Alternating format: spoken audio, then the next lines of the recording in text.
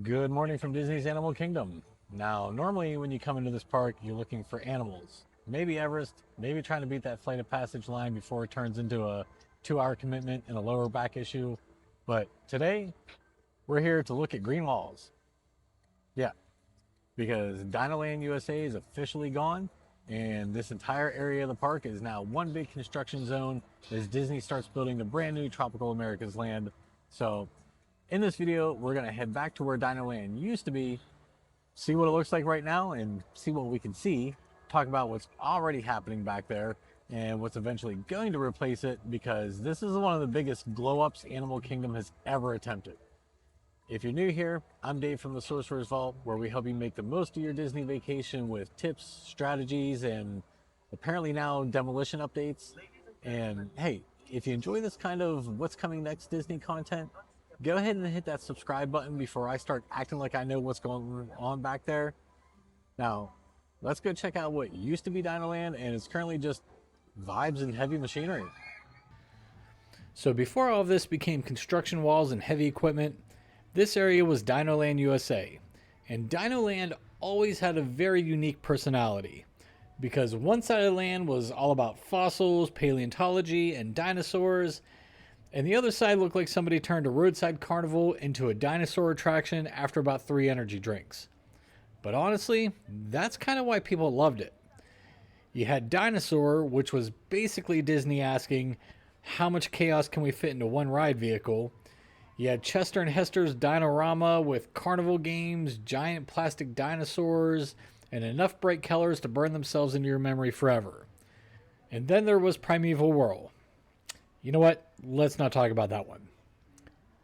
Now sure, DinoLand was never the fanciest land in Animal Kingdom, but it had personality. It felt different, it felt loud, it felt chaotic, and somehow that became part of the charm, which is why seeing all of it completely gone now still feels a little surreal.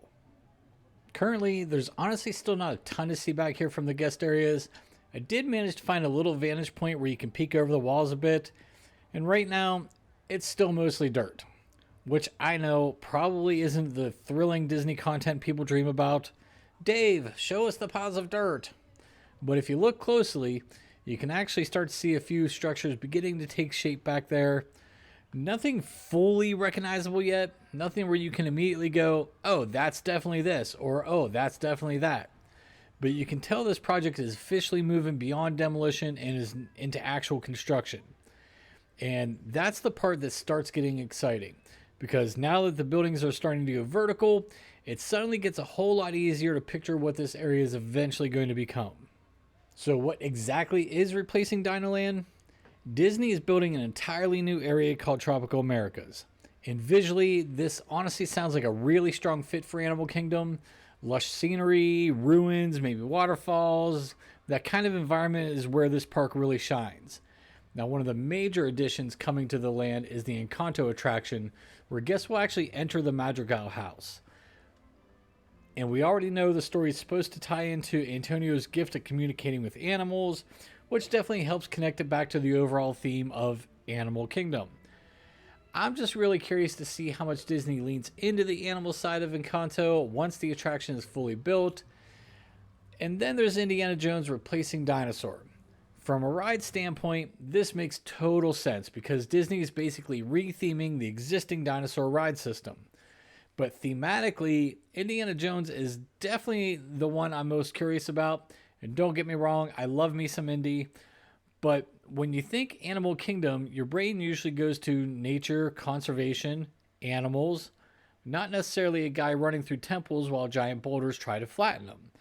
So I'm really interested to see how Disney blends all of this together once the land is complete, because this feels much bigger than just swapping out a couple of attractions. This is Disney completely changing the identity of this entire side of Animal Kingdom. Now, as far as timeline goes, this project is actually pretty far along already. Disney has Tropical America slated to open sometime next year. We just don't know exactly when next year.